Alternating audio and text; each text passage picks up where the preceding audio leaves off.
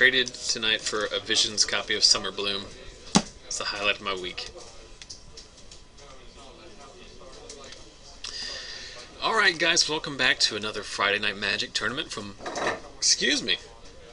Lost Legion Games and Comics in South Charleston, West Virginia. My name, as always, is Zachary Evans, and we're already underway. 4 rounds of Standard tonight. Already underway with our round 1 feature match. On the left, it's Jonathan Wright, fresh off of a appearance in the Star City Games Invitational in Columbus last week, where he went 4-0 in Standard on day 1 and then promptly scrubbed out of Legacy, though to be fair, it's the first and only Legacy tournament he's played in. He's playing his tried and true Esper control deck. His opponent is Alec Myers, who you might know from the top 8 of the Standard Open at Star City Columbus last weekend, where he lost in the quarterfinals with his Red-Green Devotion deck against Mono Black Devotion, and tonight he has switched sides. He is playing Mono Black himself. So 2 well-accomplished players squaring off round 1 tonight. So Jonathan landing a Thoughtseize, nabbing a Pack Rat, but not before Alec lands a turn 2 copy. Pack Rat not necessarily as good against the control deck as it is in other matchups, but still a threat to be dealt with.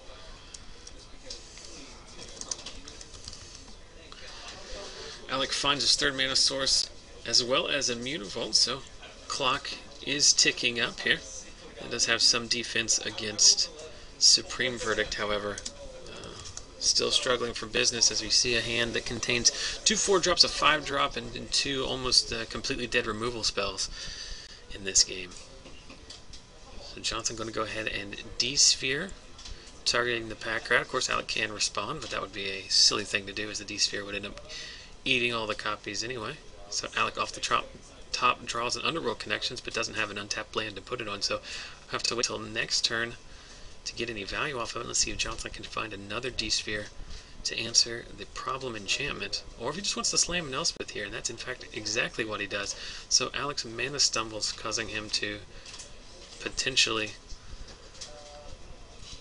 fall too far behind to catch up. Alec agrees with that sentiment and goes ahead and scoops him up less than 3 minutes in to round 1. Guys, we'll take this opportunity, like we do each and every week, to thank the fine folks here at Lost Legion Games and Comics in South Charleston, West Virginia, for hosting FNM and letting us stream it to you guys all around the world. Lost Legion has 4 locations here in the Great Mountain State, so if you're ever in the area for work or for play, make sure to stop by and say hello. Good prices, good people. Heck, you might even see me play under our feature match and get to step inside the eponymous broom closet. I also want to thank inkedplaymats.com. You see their logo at the bottom on the left on the sweet custom double playmat that they sent us.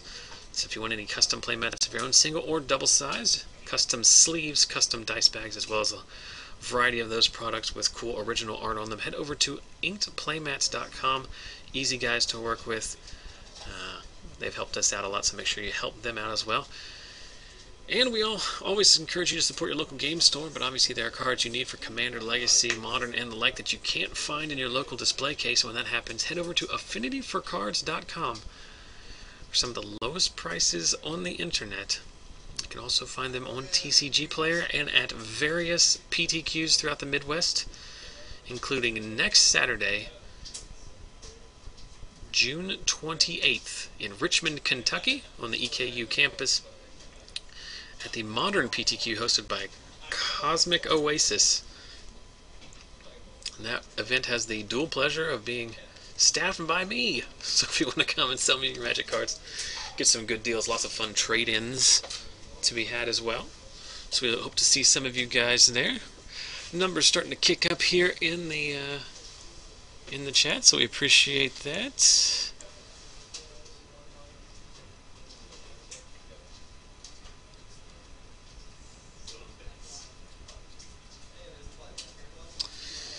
And I'll just, forgive me while I just stare at the chat and not pay attention, but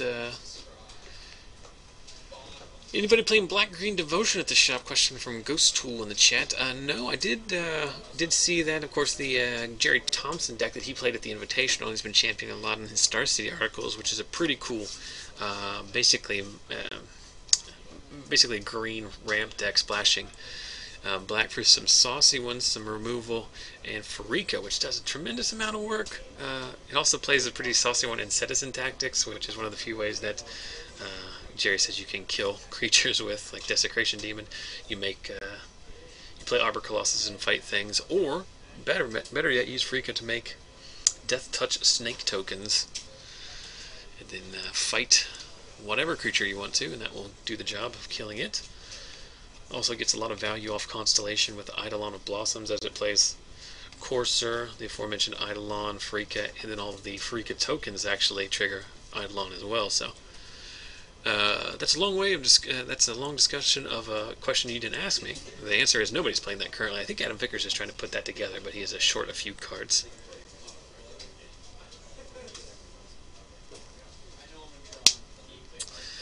So, your question in the chat, we did have a quick game one there as Alec stumbled on mana and Jonathan played a turn 3 Elspeth into an empty board, and Alec said that was enough for him. So we'll move to the sideboard to move to the second game and see if Alec can break even here. Again, fresh off his top 8 finish at the Standard Open at Star City, Columbus, where he defeated none other than Owen Turtenwald in the final round of Swiss, so a good notch in his belt. So Alec underway with a sideboarded Duress, revealing a hand of 2 temples, an island, another island, a Rev, and a Jace Architect of Thought. So we take the D-Sphere, which does pose the biggest problem to Alec. There is another Duress, so we'll get to see what he drew. He drew another land, so there goes the Jace. So Jonathan stuck with, or left with, and then he cast a Thoughtseize. So Jonathan down to only 1 unknown card in his hand. The rest of them are lands, and Alec pretty much free reign here to go to work. Deicide off the top takes out the Underworld connections, and then Alec just reloads here with the Lifebane Zombie. It's going to miss.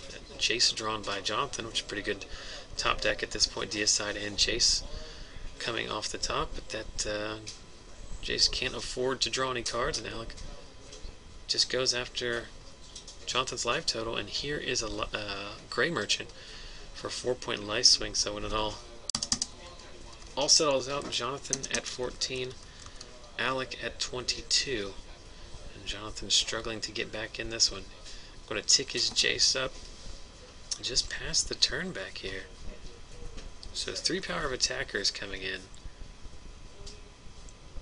Alec deciding if he wants to go after Jonathan or if he wants to attack the Jace. He does in fact go after the Jace, and okay, keep it honest down to 3. There's another Lifebane, so playing into Verdict here, but he knows Jonathan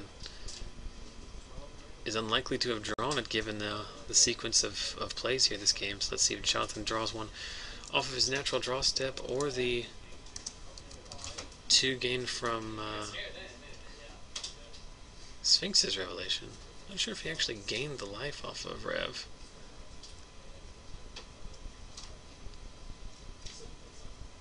We'll check.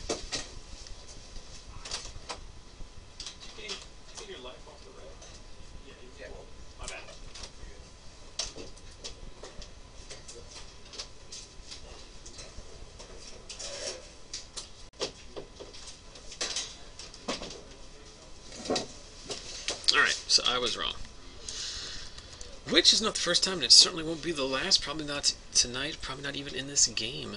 So Alex serving in here. He's going to ultimate price the Lifebane that's coming after Jace. He'll take 3, or he'll take, he'll go down to 11. He'll go down to 9, I should say. Good grief. It's not even been that long a day. Because he didn't tick Jace down. He drew cards last turn, so Jace -2 reveals Aetherling Island and a Dissolve. So Jonathan deciding if he's at a point in the game where he can stabilize and use the Aetherling, or if he has to go for the counter magic. He takes the win condition here. He can afford to play it with 1 mana up, but instead decides to clear the board and then play a Night Veil Spectre, which usually comes in out of the sideboard in these games. So now very quickly here, Alec is falling behind, down to 1 card in hand. He has a Desecration Demon on board, but that's not going to pair up very favorably with the Aetherling. There's a D-Sphere to answer the Demon. Alec is now well and truly up against the wall here. So Night Veil serves in, it nets Thoughtseize. We'll see if Jonathan wants to go ahead and cast that. His life total is comfortable enough that I think he can do that without much worry. It was a pack rat, and that hits the bin. Alec down to 5 lands, no cards in hand, draws off the top. We'll see if he can find a way out of this. I'm trying to figure out what kind of outs he has. So it's a Hero's Downfall. It's going to take care of the Jace, but he's still losing ground to the Night Veil Spectre. And he knows there's an Aetherling in Jonathan's hand as well, so... Night Veil comes in, allowing Jonathan to steal and play a Swamp for turn. There is Aetherling, 2 blue mana up. There's a Desecration Demon. So Alec not out of it yet here.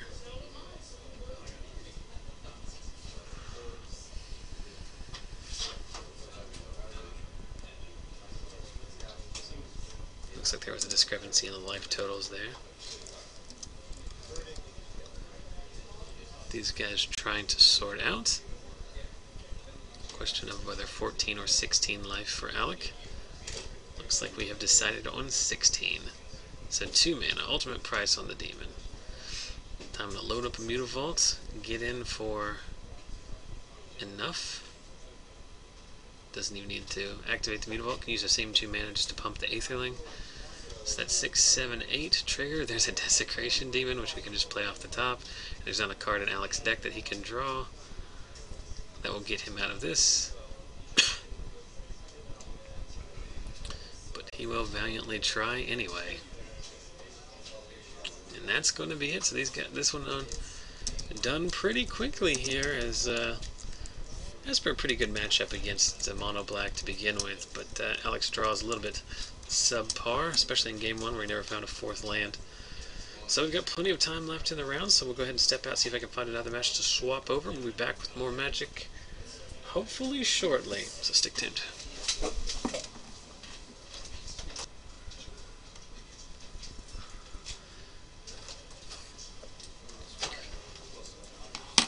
Thanks. Alright, so game 2 underway. Oh, my phone's dying. That's good. I do have a charger for that. Could you get... Yeah, let me get it. Yeah, I'm all over it. So game 2 underway here in our bonus feature match. We've got Joe Lewis. He's up a game. He's playing Junk Midrange. It's the same deck he's been playing the last couple of weeks. I believe it is a homebrew, but it is basically junk good stuff. Blood Barons, Obsidat, and all that jazz. Coursers and a very greedy mana base. And his opponent is Garrett Meadows, who is on one of his fun weeks. But weeks where he's trying to win, he's playing some kind of control deck. The fun weeks, he's playing Mono White Devotion. So this is a deck that plays Heliod, it plays Elspeth, it plays Angel of Serenity. It just plays... It plays Banisher Priest. Yeah, it is fun. I played with it earlier against his Mono Black Devotion deck, which I believe is the deck that Alec is borrowing tonight. And just rolled him 3 games in a row, I think. Oh, you rolled Mono Black? Yes.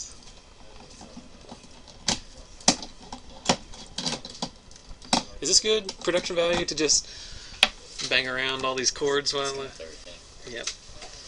So Garrett's got a Keening Apparition here, which is, I'm pretty sure is in his main deck, because it's incredibly useful. There's a lot of enchantments to kill. He's got old Banisher Priest. He's got a full play set of those. Here's a Soldier of the Pantheon, as well as a Blind Obedience out of the board here against Joe. He's got a Sylvan Carrington, a Mana Confluence, and a couple of black-green lands. There is a Lifebane Zombie. It's going to come into play tapped because of the Blind Obedience. It nets a Banisher Priest and reveals the only red card in Garrett's deck, which is Mizzium Mortars. And the reason he plays that is because there are only 2 cards that Garrett cares about that he can't target with Angel Serenity, and that is Blood Baron and Stormbreath. And both of those die very handily to the Mizzium Mortars. Never overloading it. No, he's not. Well, that's not true, He actually. could. He could. He could. He could, actually, because he plays 4 Temples and 4 Sacred Foundries. Also, he plays Boros Reckoner, so you could activate for red. For red, that's Yeah. right. But it's very rare. He's not. It's not in his deck to overload. Let's just say that.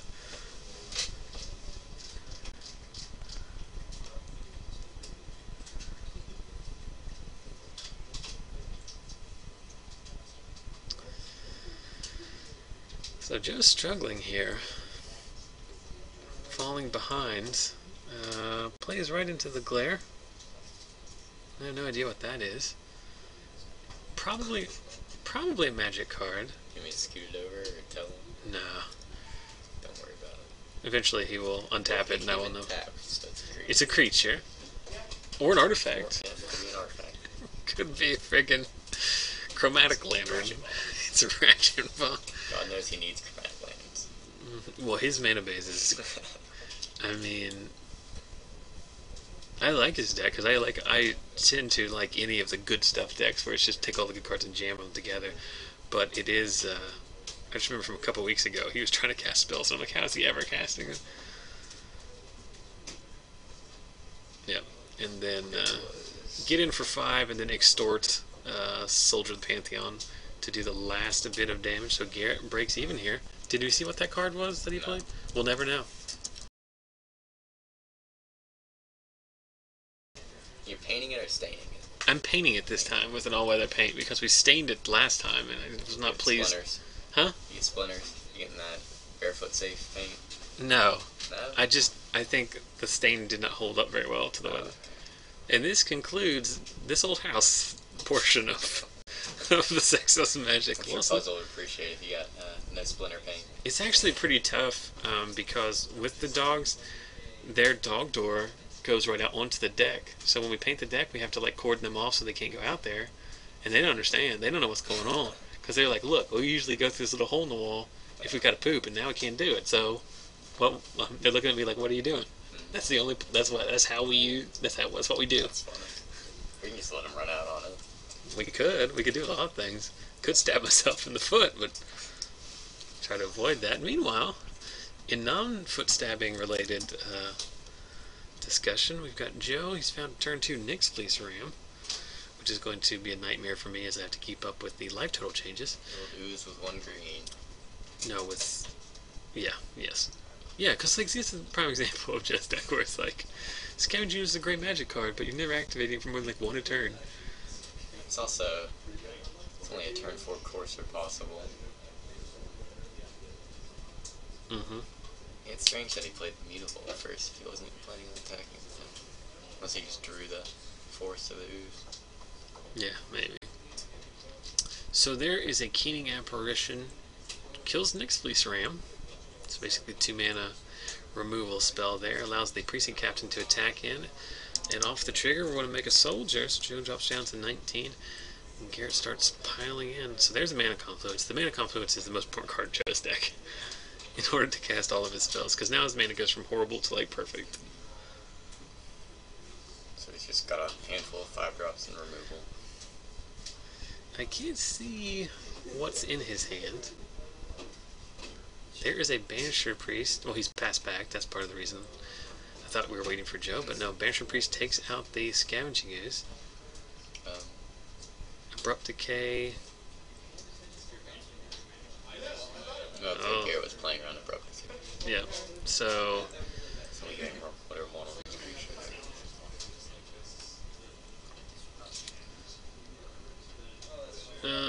so why didn't he block the? He did.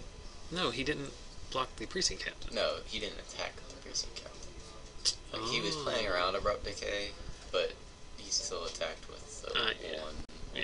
Well, it's fine. I mean, Yeah, there's some I guess low opportunity cost to do that. I thought it was the ultimate blowout, but that's one of the problems of not being able to hear them talk, is to not know what's going on. So Golf trying tapped after playing a replacement Nyx Fleece Ram, so Garrett's got to figure out a way to get through here. Maybe Mortars. Mortars is not that good. Kill Fleece Ram. It will kill the...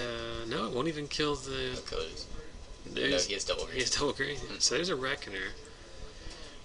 Reckoner's pretty good as long as Joe doesn't come up with another Abrupt Decay. Because it'll trade with the Ooze if Joe wants to attack in.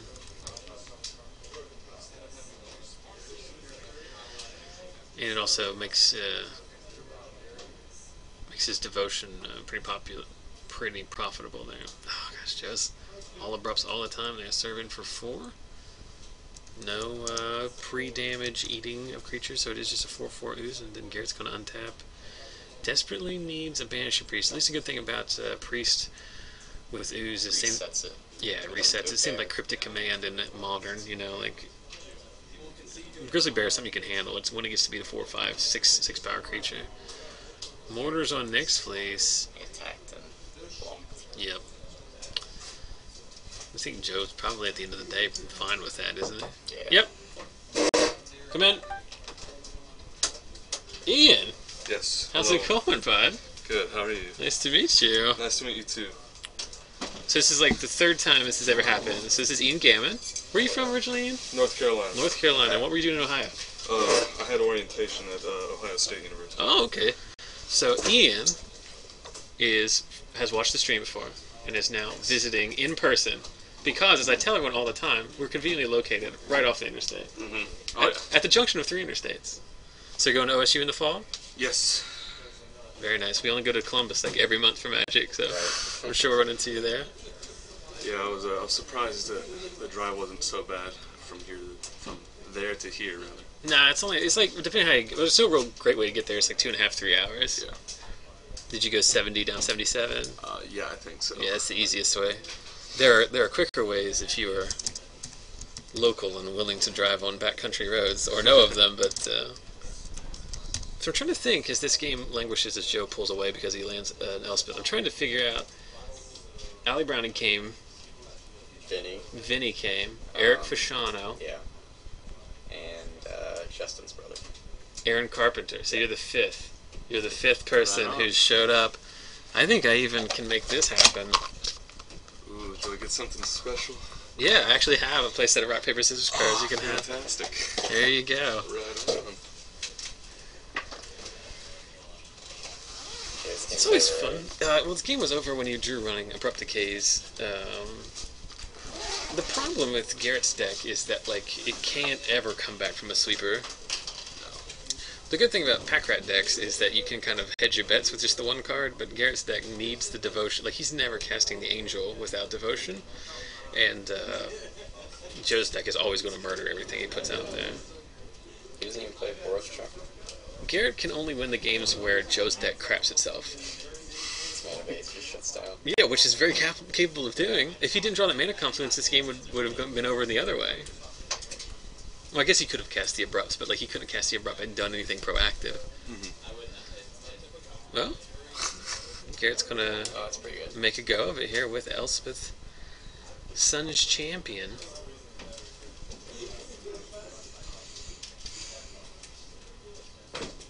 Make 3 soldiers.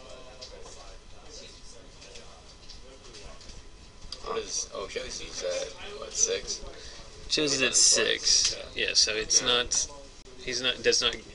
Garrett's not dead to the crackback. Does he have a way to handle Elspeth? I guess he probably sides in like Glare or something. Who, Garrett? Banishing Lights. Well, he has Banishing Lights in the main deck, so... All he's got to turn to top deck it. Absolutely. Because as soon as that thing goes up to 7, it's going right back down to 0. Yes. If it was on 7, the game would be over effectively anyway, but... the real problem for Garrett is that Adam Vickers let Joe borrow the Green-White Temple, and I traded him to Temple Gardens before the tournament started. See, if we hadn't done that, then we'd have to be playing with like Guild Gates or Basic Lands, and his wouldn't be nearly as good. So lining up some blocks here. Garrett's going to take 4, drop down to 4. Let's see what's on the top of his deck here. It likely doesn't matter because Joe is running like hot as the sun, so I imagine the last card in his hand is the 3rd Abrupt Decay, so even if he draws the Vanishing Light, it'll just get murdered. Can you return profit on that Nykthos? 1, 2, 3, 4. Yeah, we can net He's still 1. betting if he does have Banishing Light. He needs Overload Mortars here. That's what he needs. Could he even cast it? No. If he had the Reckoner that was killed earlier, he could. Yeah, so he's got 1, 2, 3, 4, 5, 6, 7, 8. Yeah, so Plus he's the ooze and 2. yeah. He's done. Well, does he have a mutavault? No, I don't think Joe yeah, does. Joe? Yeah, I was saying, does Joe have a mutavault? So he's dead in multiple ways. Yeah. So there, that wait, overload mortars. Uh-oh. We now He have. shocked himself. I can only mean one thing. Do He's- it. Do it. And He's debating on if he does do it. Is he attacking Elspeth at all? Well, if he does do He's it, dead to a removal spell if he does that. yes. Didn't I call it? Like, But the ooze is too big, right? yeah. You can't. If he stays around, he's gonna. You can. You can attack. Actually, Elspeth is at 7, so he's just dead unless he attacks it. Well, yeah, he has to do Yeah, he some has amount to of attack. damage. Yeah, you only attack with one here because now No, then. you have to attack with both because he can block lethal. Oh, you're If he right, does that, you're he's right. dead. You don't want to attack with that. You can't attack with both. You're just dead on the way back, right? What's underneath the vanishing priest? That's Oh, a yeah, good that's question. something to consider, A life too. bane zombie. Yeah, that's a good point. He should only attack with the precinct. Yeah, I think that's what he was Yeah. wondering. I think he got I there. forgot all about that. I'm pretty sure it's a life bane zombie. Yeah, you can't. That's all you can do. Yeah, that's about it. Yeah, this is correct here. So Joe will simply eat the soldier. eat the soldier. Elspeth will go down to 5, which only matters because it is a number less than 7. Joe will indicate that for some reason with a 4 and a 1, not just with a 5. I really want to That's too figure much out work what to Yeah. take away some of those dice. Yeah. block. So we'll block. Elspeth will make 3 more soldiers, and Joe will represent lethal yet again here. So he just needs Oh, Elspeth. What is that? who, Garrett? Yeah. Or is he still dead? He's a 2. He I can- mean, another no, mortar. he's still alive. Another mortars would work too. I mean, No. Yeah, that's weird. It would- Elspeth's at 6. it'll buy him turns, but I mean, none of these things actually. Does he have it? None of This is these. either Mortars or Elspeth. None of these things will actually result in him winning. Oh, that Oh, works. is that Angelus Serenity? Yeah. Yeah, because he has 1, 2, 3, 4, 5, 6, 7. Yeah. Wow. So That's you, awesome. so you rebuy the ooze, the courser, and 1 token. Huh. That's cool. Yeah. He able to turn just one mana profit So- off the Nixos like he needed. Oh, yeah, 1 mana. But he has to deal with the Elspeth, otherwise Joe just minuses it. Well, it's What on is that? 6. It's because They of the can still dice minus that it's some confusing. damage with that. So Joe's going to He's low. yeah. Like I told you, the last card in his hand was Abrupt Decay. Did I not say that like 3 turns ago? Yeah. That's Oh, Desecration it's Desecration Demon. Yeah. Yep. All you need to do is kill a creature. Yeah. Joe Garrett could block the Desecration Demon, but the 2 tokens be good enough. And then That's fine. and then Garrett, yeah. So Garrett's deck is fun. It's just that it's tough to beat like infinite removal, especially when Joe draws all of it. But still fun. As Garrett plays this deck, as you told me earlier today, because people forgot Angel of Serenity is still amazing Magic card. It's just that you have to cast it for 7 now. You can't rebuy it for 3 off of an Unburial Rites flashback. That's why people forgot about it. That was the worst time in Magic. Was the I hate infamous. that so much. Were you Ian? Were you watching the infamous Thragtusk count game? Did you Oh, ever see that yes, one? yes, I was. That was the worst night of my What was life. it, like 15? Or... Yeah, it was something huge like that. It's ridiculous. Oh no, it was like 20, over 20. Oh, it was? Yeah, Ow. because for those of you who don't, I don't even know if I can find it in the archives, but like Cliff Markham was playing against Brandon Gibbs in the quarterfinals of a topic. The quarterfinals. And the match lasted like an hour and 10 minutes because it went to game 3 and both of them were playing Thragtusk decks. Cliff was playing Junk Reanimator, so he was casting Thragtusk and reanimating Thragtusk, and he had Angel Serenity, so he could bounce Thragtusk and get him back. Meanwhile, freaking Brandon was playing Prime Speaker Bant, so he's playing Thragtusk, bouncing Thragtusk with Restoration Angels. It was just a nightmare is what it was for me. Who ended up winning? I think. Brandon won, yeah, because I don't think Cliff has ever won on camera. He went the longest time. At one point he stopped. He's like, I'm not playing on camera anymore because I never win. But still good. And there he is, Ian Gammon. The 5th, we figured it out. The 5th stream viewer turned Lost Legion visitor. It is my honor. It is your honor to visit the broom closet. You got your play set of rock, paper, scissors cards. I think I've given one of those to everyone who's showed up. I actually reloaded on those. I went to one of the PTQ worked in Indianapolis. Thank you. Nick had given me a whole bunch of them because Yeah, thank you. It is dying because Nick always, when he buys collections and at the You just always have them in there. when he buys every time he gets them, he just puts them in a box and then gives them to me. That's part of my compensation for helping him out with all these events. So I think I have 2 or 3. We did a giveaway last week for a play set of those. That was won by Harrison Davidson, who's actually a local player. Brandon Gibbs' brother-in-law, actually. Is that with their relation? Yes. Okay. Brandon is married to his sister. So where are you from in North Carolina? Lexington, the barbecue capital. Hey, I'm on board. Where is Lexington? Right in the middle. Right in the middle? Yep. I don't know very much about North Carolina. 2 years ago I went down there because my wife's cousin got married in Durham. I just remember it was very hot because it was like July. Oh, yes. And it was an outdoor wedding, and I was just a mess. Like I was just like this. I'm not built for the warm weather climes. I'm on board with you there. Yes, and I was wearing for some reason we all had to wear bow ties. It was like a theme. Yeah, because the guy, my wife's cousin's husband you were always. in the wedding. No. Oh, you weren't. No. Exactly, right? What? No, but he always wears bow ties. Like, that's just, like, his thing. But he's not, like, that can be, I understand what you're thinking. You're thinking, that can be, like, obtrusive. That guy could be a tool. This guy's not a tool. This is what he always says. So no, he's not even really that. It doesn't really make a lot of sense. But yeah, he just does it. So we all wore bow ties. Everyone who's attending. But the point is, I'm wearing some bow tie. It's like 100 degrees. I'm sitting outdoors, like in a cuffed shirt, because you gotta look nice. Phew, I didn't like it. But then they did have a wedding cake that was made out of Krispy Kreme donuts, so it worked there. It's All right, yeah, you got and they did in fact have they roasted a pig, open pit pulled pork. So, and if there's one thing in life that I excel at, it is eating. It's one of my biggest skills. I actually mentioned that today on Twitter. I said, on a formal resume, where do you put the part about how you ate 12 tacos one time? Do you know where that is? That under skills or is that under job experience? You put it in tiny print on the back. Yeah. Or I could just put it up to the front on the cover letter, put a picture of me eating the 12 tacos. So you're going to Ohio State University in Columbus, Ohio. What are you going to study there? History. I want to be a professor. Nice. Yes.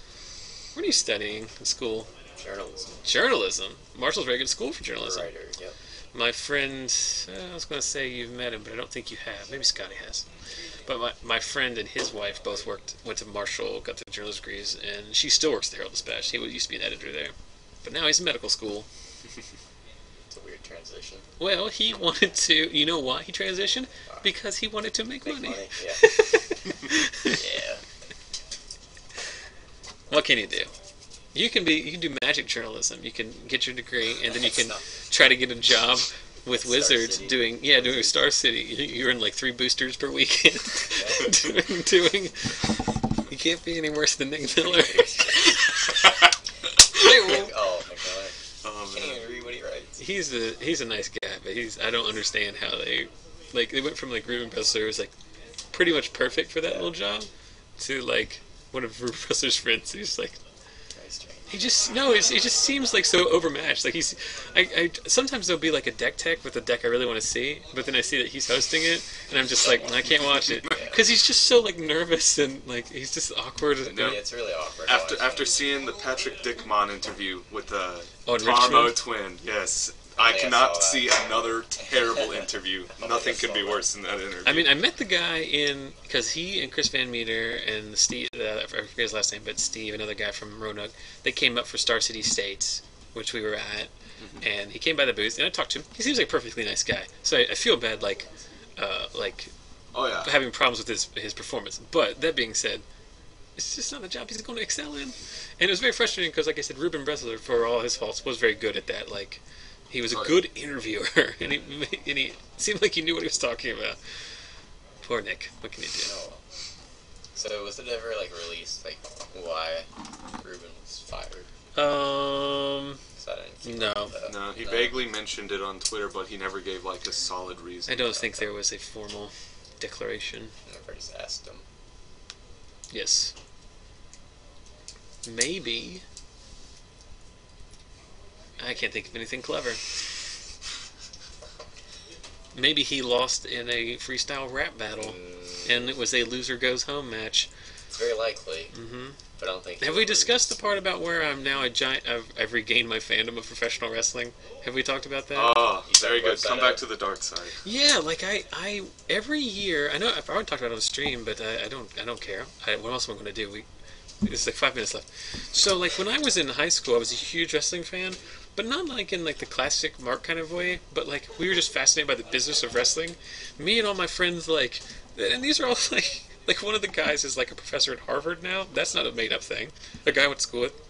The other one's Ian Nolte, who's, like, a, English teacher down at, like, smart guys. All guys that are sitting on the stage at graduation, And we just loved Monday Night Raw. Like, we just loved it so much.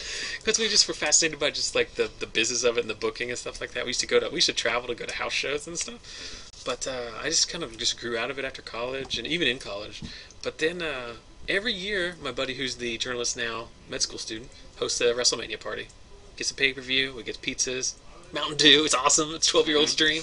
And I go to his house every year, even though I don't know anything about wrestling between the previous year and that year. And then I enjoy it. And then this year, for whatever reason, it just stuck. And I have not missed a Raw since. And you know what's the craziest thing is? My wife hasn't missed a Raw since. Really? She loves it. Because she's not just forced to watch it. No, I'll come home sometimes. I'll come home from like... Raw. Yes, absolutely. She's watching T-Bone Raw. Is she sweating? Is she sweating? No. Getting into it? Who's her favorite? Well, she really likes Roman Reigns because he's a dreamboat. Yeah, her and every other female. Yes, the only women that like Roman Reigns are every woman. But she's starting to sour on him a little bit because he's not that compelling a wrestler. Our favorite wrestling personalities currently are Bo Dallas. She's really into Bo Dallas's. Just gotta believe. Well, it's funny. He was in the match. So Bo Dallas is this new guy that's a young guy that's like made his debut, and his gimmick is like he's inspirational, and he's just like, just try your best, and it's in a way that's hilarious because you know it's over the top. And he'll do things like in the first, like they'll ring the bell and they'll start wrestling, and like he'll do just like a shoulder tackle and knock the guy down. And he's like, "I'm winning," and it's very fun to watch a grown man be like, oh, "Did you see that? Yes." And after he wins, he always tells his opponent, like, "Don't worry, you did your best. If you keep trying, one day you can win like me." It's like Diamond Dallas Page used to have that old gimmick. Yes. And he was, what was it? He was like a motivational speaker. Yes. That's not a bad thing. That's a good thing. Like, even if he just like horribly beat an opponent, he'd just be like, even though I just single-handedly destroyed this man, that's not a bad thing. That's a good thing. Because now he knows he can get better. He did it in a match this past week where they started like booing or cheering something. He says, and he just screams out to the audience, "Don't boo! He's trying his best." And that's very compelling. She likes them. I'm a Bray Wyatt mark, huge. Oh yeah. I love the Wyatt family, and I don't know if obviously you're not, but in the real world, Bray Wyatt and Bo Dallas are brothers. Yeah. They're both sons of the former. They're physically human brothers, but they're not in the wrestling world. They're two different characters. But they're both sons of wrestler, what was his name? Something Rotunda. William Rotunda? Who wrestled for the WWF in the 80s as IRS. Irving R. Shyster. Oh my God. Those are his kids. There was some sort of a segment that happened backstage where Batista hit Bo, and Bray Wyatt got on Twitter, and he was like, "No one messes with my family." It's embarrassing. Look, I'm a 33-year-old man. I freaking love Bo Dallas. I love wrestling. I want to try Jack. Good old-fashioned blue-blooded. I wonder. I can only imagine someone else is streaming tonight because we haven't broke over 100 viewers tonight.